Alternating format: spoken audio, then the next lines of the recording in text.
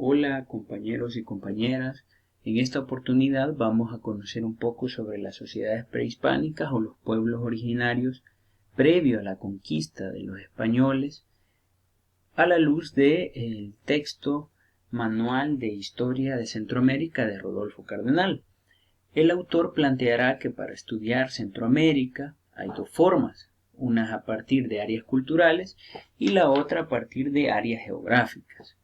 Las áreas geográficas, como ustedes pueden ver en la lámina, está clasificada a partir de cinco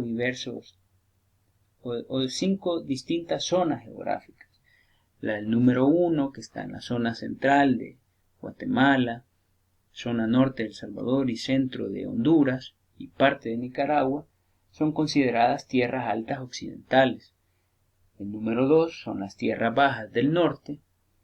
Número 3, tierras bajas del Pacífico. Número 4, Istmo del Sur, que como ustedes ven perfectamente es la zona de Costa Rica y Panamá. Y número 5, tierras bajas orientales, que básicamente es la zona del Atlántico de Nicaragua. Estas zonas, o el análisis o el estudio a partir de áreas geográficas, nos permitirá conocer un poco las características que tenía el terreno, el paisaje en su momento, desde la clasificación de tres tipos de niveles ecológicos entre los 1520 a 1830 metros de altura, que eran las tierras frías, aquí denominadas tierras altas, pasando por el segundo nivel, constituido por las tierras templadas, que podríamos ubicar aquellas que se ubican entre 1520 a 760 metros sobre el nivel del mar, y las tierras cálidas, que básicamente son las que ustedes pueden ver en el mapa con los números 3, 2 y 5, que son las tierras o áreas cálidas, ¿no?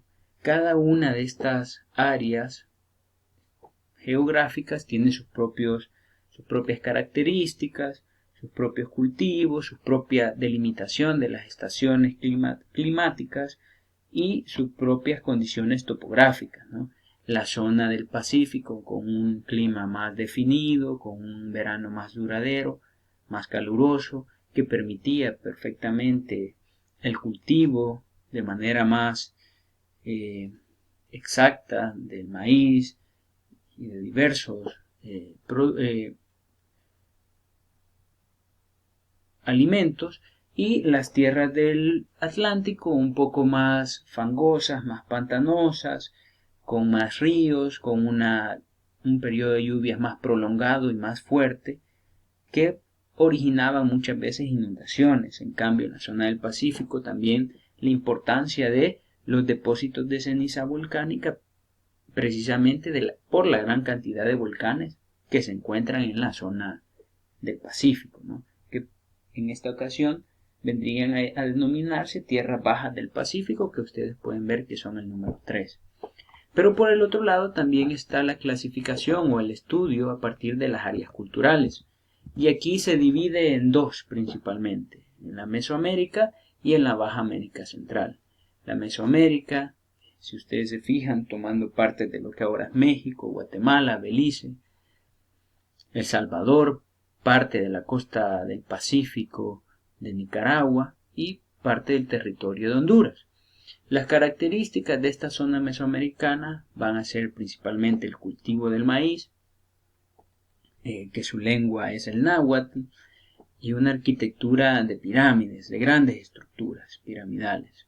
Ejemplos sobrarán en Guatemala, México, El Salvador, y una religión basada en lo politeísta, en la naturaleza, en la simbiosis entre dioses basados en la influencia del ser humano y también de la naturaleza.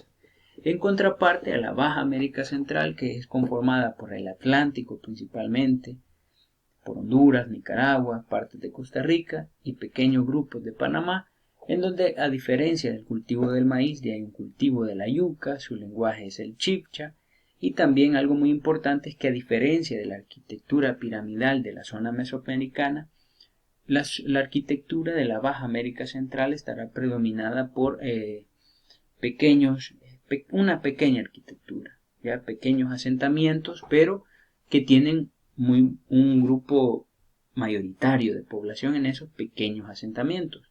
Y la religión al igual es politeísta, basada en la imagen de la naturaleza como deidad y también de algunas representaciones de los seres humanos.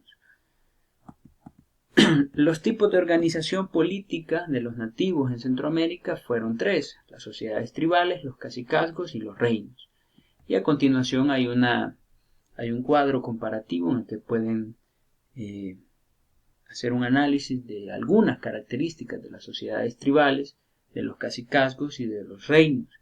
Algo importante a detallar es que las sociedades tribales son básicamente el inicio de las civilizaciones en la zona mesoamericana, y los reinos y los cacicazgos sí se encontraban muchas veces de manera simultánea, ¿no? El cacicazgo de Cuscatlán, por ejemplo, en El Salvador, o los reinos mayas, aztecas, mucho más grandes, en donde había una alta diferenciación social, política, en donde había normas sociales, en donde se ejercía la violencia, además de haber una alta estratificación social entre el rey y la gente del común, y eran territorios con grandes extensiones de tierra, con más de 100 familias, mucho más de 100 familias, a diferencia de los cacicazgos, en donde hay una figura central de poder que es el cacique, que retoma todo el poder dentro del cacicazgo,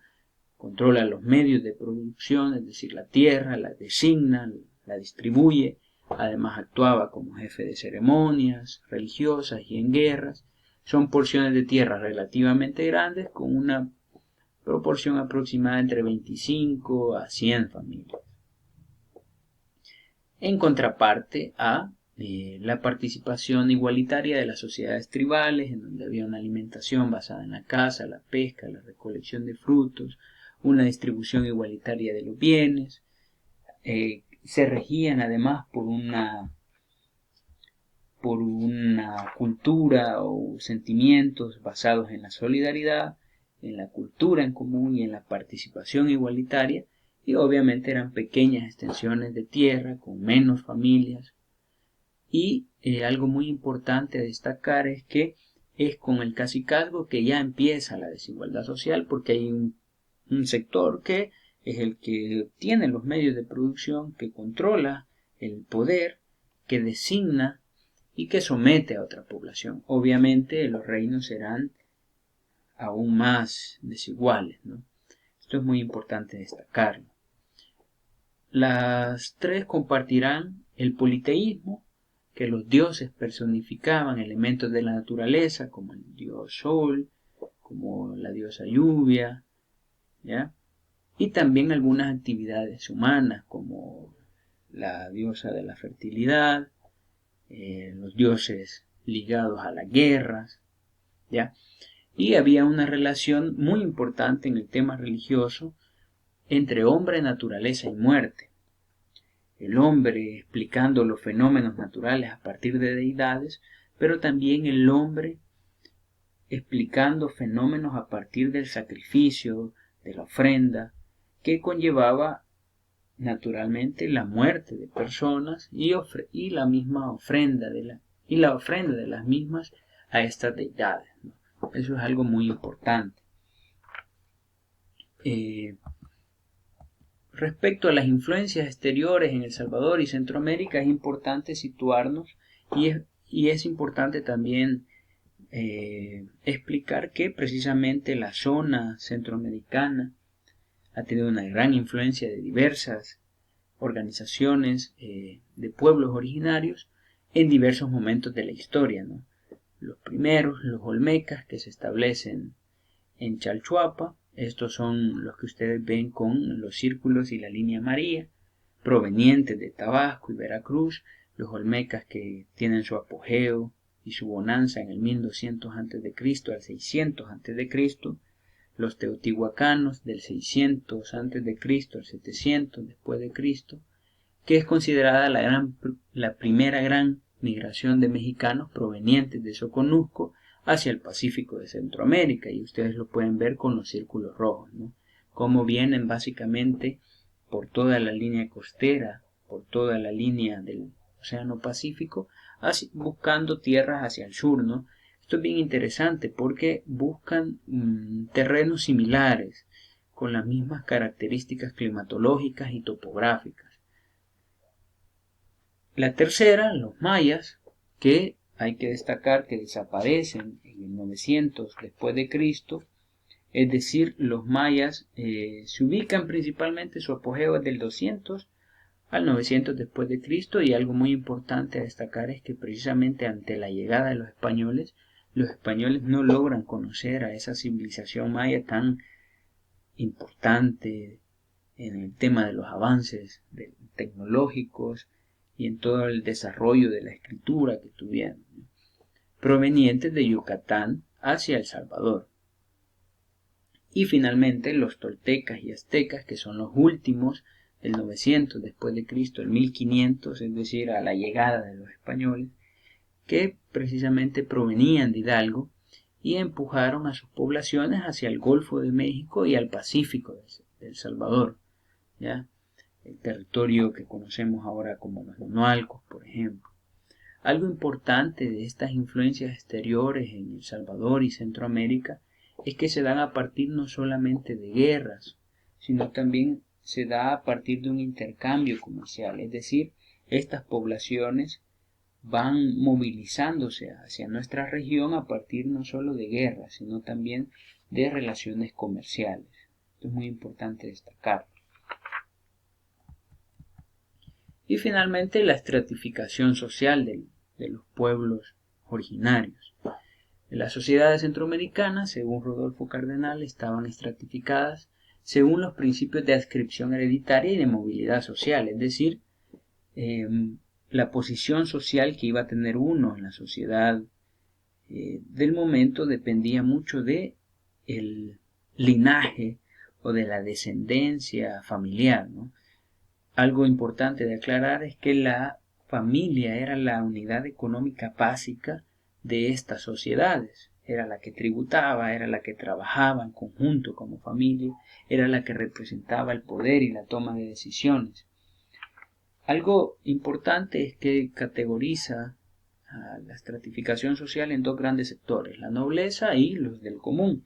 En la nobleza se ubican todas las personas relacionadas a la toma de decisiones, al poder, como son los reyes, los señores y los nobles. Los reyes con funciones administrativas, militares y religiosas, los señores con un nivel inferior de participación política y ceremonial, pero que ciertamente están rodeando a la figura del rey. Y en tercer nivel los nobles, que eran básicamente mantenidos con las especies, con las tierras que se les designaban a sus cuidados y que servían de vínculo entre los del común y los señores y reyes. Y en la población del común encontramos a los comerciantes, a los campesinos, a los artesanos, que precisamente son aquellos que desarrollan la producción de bienes materiales, ¿no? Los comerciantes ubicados por debajo, los campesinos ubicados por debajo de los comerciantes y artesanos. Y algo muy importante a destacar es que había una movilidad social en el sentido de que algunos comerciantes y guerreros, principalmente estos dos grupos del común, eran los que más o con mayor facilidad podían acceder a esa clase social de nobles, producto de triunfos de guerra, de acumulación de riquezas, que les permitía acceder a otros niveles de vida. Estos del común estaban organizados en territorios llamados capulli, que estaban destinados precisamente a algunos nobles o señores que controlaban políticamente esto. Bueno, con esto terminaríamos el video sobre las sociedades prehispánicas, en la región de Mesoamérica, un pasón general con algunas características esenciales, de la mano del texto Manual de Historia de Centroamérica de Rodolfo Cardenal. Muchas gracias y nos vemos en el siguiente video.